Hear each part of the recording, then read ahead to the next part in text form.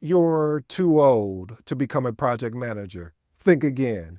I'm about to reveal some game changing strategies that will help transform your career no matter your age. But first, you have to ask yourself, what if your years of experience are actually your secret weapon in project management? How would your life change if you could leverage your wisdom to lead high impact projects? I'll show you exactly how to break into project management and turn your age into your biggest asset. Final question. What's holding you back from pursuing project management? Do you mind if I share a story with you? I was at a restaurant, one of my favorite restaurants that I love to go to. And the irony of it all is I don't really eat meat except once a year, like steak and chicken and things of that nature. Basically, I'm a vegetarian. And I'm at the restaurant, and the general manager, because she got used to seeing me, she said, she walked by, she said, "Oh, you're back again." And I was like, "Oh, yeah, I just see you coming in. I was looking for you earlier." And we just started talking. And I said, "So how long have you been here?" She's telling me how long she's been there. And I don't know what happened, but all of a sudden we pivot into the conversation about she really wanted to be in news, like a newscaster or something of that nature.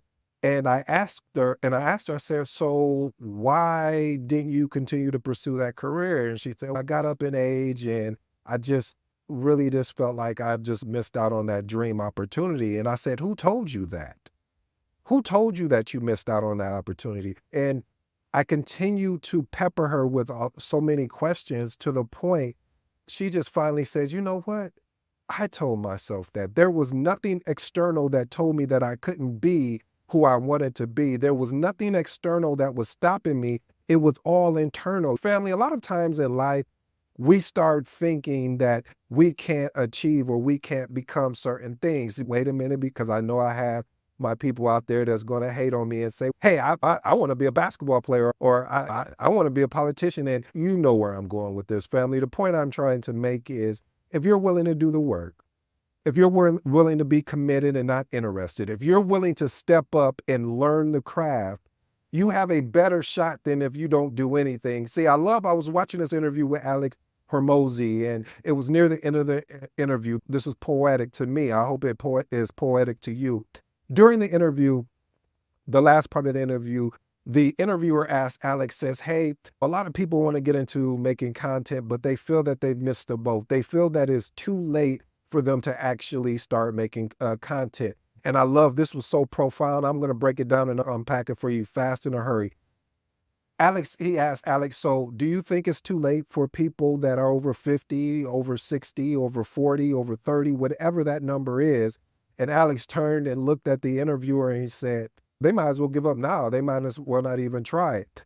And he paused and the interviewer looked off. What? Like that was weird, at first. Cause even when I was watching, I was like, wow, that's interesting. Like he just said that. And then he clarified himself and it was so profound. It made me say, you know what, this is why every time I step in front of this camera, every time that I get to put together a treatment for you guys to deliver a episode, I stand on the aspect of it's never too late to go after your dream. It's never too late to actually do the work and be committed to the work. Because as Alex said, what's the alternative? If you don't do it, you're still going to be in the same position you are. But if you do it, at least you have an opportunity to see if this is something you want to be committed to. Those were my words, not his. So the point is, today we're going to jump into these eight points, and I hope you enjoy this particular framework that I delivered to you. But I have another question for you. Really not a question, it's more of a quote. I love that Chinese proverb. They say the Chinese proverb goes a little bit like this: "The best time to plant a tree was 20 years ago." Do you know what the second best time was? Today. So today, family, we're going to eliminate all excuses. Today, family, we're going to make you make a decision. If you want to be committed to this thing that I love, that I hope you fall in love with, called project management, we're going to talk about it. Point number one, you need to embrace your age as an advantage. Your life and work experience can contribute to better decision making and stakeholder management in project settings. One of the key aspects of when you get into this thing called project management, you have to deal with stakeholders. You have to deal with your project team. And if you do not have the patience, if you do not have the fortitude to deal with conflict, majority of the time, I've watched it where project managers who's not used to this type of environment where because sometimes it can be hostile, sometimes it can be so direct, you'll be like, I can't believe you just said that. And you have to have the ability to step in and break that up and find ways to create a healthy conflict instead of a unhealthy conflict. I like that. Let me unpack that. Reason why I say an unhealthy conflict is because when you have a unhealthy conflict, there's no direction, there's no directive. You're just venting to vent without eventually letting it out. And then here we go, transitioning into a healthy, then saying, okay, how do we solve this? If you paid attention to me long enough, one of the things that I get frustrated about, and I've been guilty of it, that you can focus so much on the problem that by the time you get to the solution, you're exhausted, you're worn down because you spent too much time focusing on the wrong thing. Once you identified the problem, this is the problem. Now we go over and spend all of our time on the solution. So here's an actionable tip. Prepare 3 specific, and I do mean specific examples of how your work experience has helped you handle complex situations or had to make difficult situations. Because as a project manager, you are the coach. As the project manager, you are the professor. As the project manager, you are the one that is leading the charge. And you may have to be, well, not may, you will come up across difficult conversations, and you need to be able to make a decision, not a choice. There's a difference. A lot of people like to make choices, but when you make a decision, you have to be able to be willing to stand on that decision. If it's time to pivot, you know that it's time to pivot. Let's move on to point number 2. Network strategically. Build a professional network. Get on LinkedIn. Hire a mentor and a coach. I know y'all get tired of me saying that. Hire a mentor and coach that can help you, guide you through this process. A lot of times we don't want to invest in hiring a coach or mentor. Here comes my rant. A coach or a mentor because we feel that I don't want to pay the mentor or coach to say, hey, I'll mentor you for $1,000. And you're like, oh, that's too much. But let me ask you a question. What if that investment could really help you land your next particular job that you were looking for? What if that investment can help you land that contract role that you were looking for? Do you think that investment would be worth it? Do you think it would pay for itself if you have a coach or a mentor that has more than a decade of experience guide you through how to navigate the politics, how to navigate in leading a project, how to navigate? You get where I'm going. Here's an actionable tip, because every day, all of this today is so actionable because I got a special request from one of the family members. And so we're going to make this action packed so that individual or individuals that's in this boat can actually do something with the information. I just don't want you to sit here and just listen and don't take notes. I want you to play this back as many times as you need to get this down because it's not too late. Here's an actionable tip. Identify and join at least one project management associate or a group in your area. I gave you an example, getting on LinkedIn, join PMI. Attend at least one event per month, please. And aim to make 3 new connections at each event. Let's move on to point number 3. You want to be open to contract or even temporary positions. I worked a lot of temporary roles where it would be a 6-month contract or even a 3-month contract.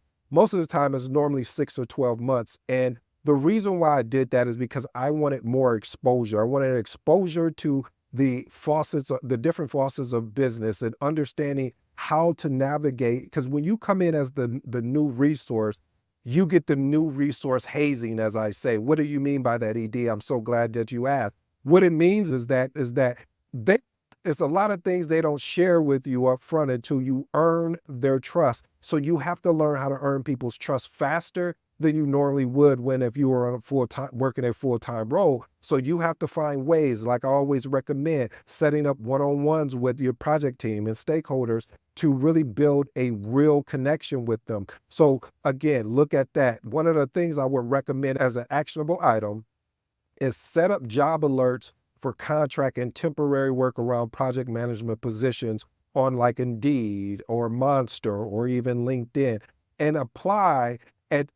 you should be applying every day to those if you get an alert, I don't care what the job description says, I don't care, just apply, because the only thing that can happen is they say no. My mama would always say, a closed mouth doesn't get fed. So let's move on to point number 4. Tailor your resume. When you're applying to those jobs, you want to make sure that your resume is tailored. Look at a variety of project management jobs. See how your experience can align with what they're looking for and make that the standard. When you make that the standard, you're going to continue to adjust or continue to tailor your resume so you can get those hits from those recruiters or those hiring manager. Your resume needs to highlight project management potential. Even if you've never held a PM role, you need to talk about leadership. You need to talk about negotiation. You need to talk about dealing with stakeholders. These are all what they call soft skills. So rewrite your resume, focus on project-related achievements, use use action verbs and coordinate it with led, implemented, and quantify those results where possible. Let's move on to point number 5. I mentioned this before in point number 4. Highlight your soft skills are like communication, leadership. One of the biggest things is problem solving, are definitely crucial to this thing called project management. And often your communication, your leadership, and your problem solving definitely improves with age as well as experience. If you're a younger project manager, you have to get reps in, as we say, sets and reps. And you do that by getting more exposure to different projects. Here's an actionable step. For each key soft skill, prepare a specific example of how you successfully how it's successfully applied in a professional setting. A good framework is to use is STAR: situation, task, action, result. Again, STAR: situation, situation, task, action, and result. Let's move on to point number 6. Create you a personal brand. One of the ways I believe you could create a personal brand is start a YouTube channel. You don't want to be on camera, start a podcast. You don't want to have your voice, start a blog. Start writing on LinkedIn. I'm not telling you things that I think of that sounds good and cool. These are things that I do. I put out LinkedIn articles Monday through Friday. I have a YouTube channel. I have a podcast. All of these things are creating a personal brand. All of these things are really wanting to give back value. I want to be one of the best out there to give so much value that when I have a product or a service, you're going to say, this is a no-brainer. If his free stuff is this good, I can imagine what the paid stuff is going to be. So again, family, look at starting a blog if you like to write. If you like being on camera, do YouTube. If you don't like being on camera, do a podcast.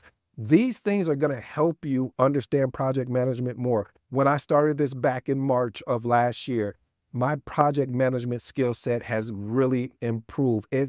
As James Clear says, try to get 1% better. By doing this, is helping me get 1% better each and every day. Point number 7, offer pro bono service. What is pro bono service? Pro bono work will allow you to gain real world project management experience with helping others. So reach out to your local small business or nonprofit and offer to manage a project for them free of charge, and aim to complete at least one pro bono project within 6 months. Because what this does is now you get to put this on your resume. Now you also have a reference, and they're going to say when they call that reference, so yeah, I see that this individual done some project management. Could you tell me a little bit about how they led the project? Tell me about their leadership skills. Tell me about their communication skills. All of the things we talked about earlier as far as these soft skills. Let's move on to point number 8.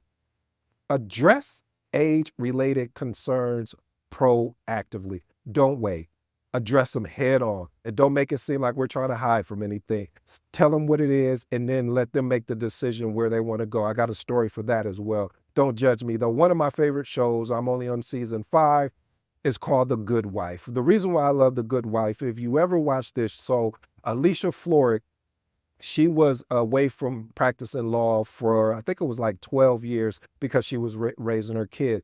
She decides to get back into the job market. She goes for interviews. So she thinks she gets this opportunity, she thinks the opportunity is hers. So she's excited. She goes and get a new place and all of these things, and then comes back and finds out it's a paralegal role. She was like, no, I really wanted to be a lawyer. Long story long, basically what ended up happening is someone ended up taking a chance on her as a lawyer, and then she just flourished and took off from there. So again, some employers may have concerns about hiring older career changers. So it's important, again, like I said, to address it head on. Here's an actionable tip.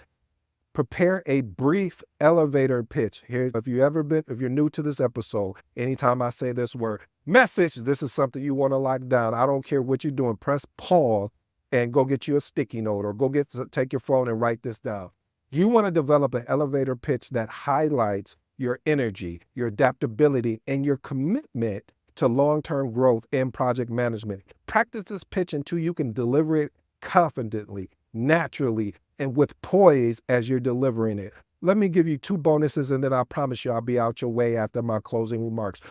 My first bonus, consider a lateral move. Roles like a project coordinator, project support can serve you as a stepping stone to a full project management position. Here's an actionable tip. Identify project roles in your current organization or industry and schedule informational interviews with these people in these roles to understand the actual career paths and the required skills. Here's my last bonus. Take online courses. Online courses are flexible, affordable way for you to actually build the actual theory, which is the knowledge of project management.